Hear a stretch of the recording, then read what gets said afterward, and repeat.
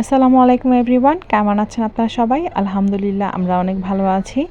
বৃষ্টির দিনে বের হয়ে পড়লাম রিক্সা নিয়ে সোহরাওয়ার্দী উদ্যানে যাব বলে। তো বৃষ্টির মধ্যে রিক্সা মামা ভালোই চালাচ্ছিল আর রাস্তাটা ফাঁকা ছিল। বেশি একটু বৃষ্টি হয়নি, বাস জাস্ট রাস্তাটাই ভিজছে। এরপরে একটু রোদ উঠে গেল। তো চলে গেলাম সোহরাওয়ার্দী উদ্যানে সেদিন বিকেলে ঘুরতে। তো চলে আসলাম সোহরাওয়ার্দী উদ্যানে। এই যে সেই স্তম্ভটা আর এখানে একটা জাদুঘরও আছে। এইখানেই ২১শে বইমেলা ইয়েটা হয়, মেলাটা হয়। এখানেই স্টলগুলো লাগে এই পিছনের মাঠেই। তো সুন্দর সবাই এখানে আড্ডা দিচ্ছে, এনজয় করছে। তো আমিও দেখছিলাম।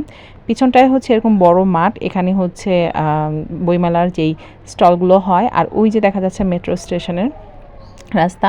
তো এই যে সবাই খুবই ব্যস্ত খেলাধুলা, কেনাকাটা নিয়ে। আর ওই জীবনে এক টুকরো শান্তি দেখলাম এখানে। কিছু বাচ্চারা একদম মানে মনের মাধুরী মিশে এখানে খেলা করছিল। দেখে খুবই শান্তি লাগছিল যে আমরা বড় হয়ে গেলে আমাদের মনের শান্তিটা আসলেই শেষ হয়ে যায় এভাবেই। তো আমরা স্ট্রিট ফুডে বসেছিলাম। এখান থেকে স্তম্ভের উপরে রোদের ছায়াটা মানে অগ্নিশিখার মতো লাগছিল। তো এখানে আমরা বসেছিলাম পিজা কিংয়ে পিজা খাওয়ার জন্য। এখানে তাদের স্পেশাল একটা পিজা কিং পিজা আছে।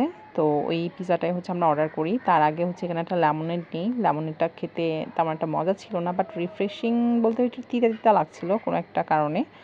যাই হোক, চলে আসলো আমাদের পিৎজা। এটা আমরা 8 ইঞ্চি নিয়েছিলাম, জানি না খেতে কেমন হবে, তারপরও দেখি টেস্ট করে। তো এই যে চিজে ভরা মাশরুমস বা সসেজ, চিকেন, টমেটোস, ক্যাপসিকাম, আর সাথে নিয়েছিলাম এই ড্রামস্টিকটা। এটা পটেটোর স্টিক। এটাও মোটামুটি ভালোই লাগছিল। দেন আমরা বাসার দিকে রওনা হলাম। Thanks for watching everyone. আশা করি সবাই ভালো আছেন, সুস্থ আছেন।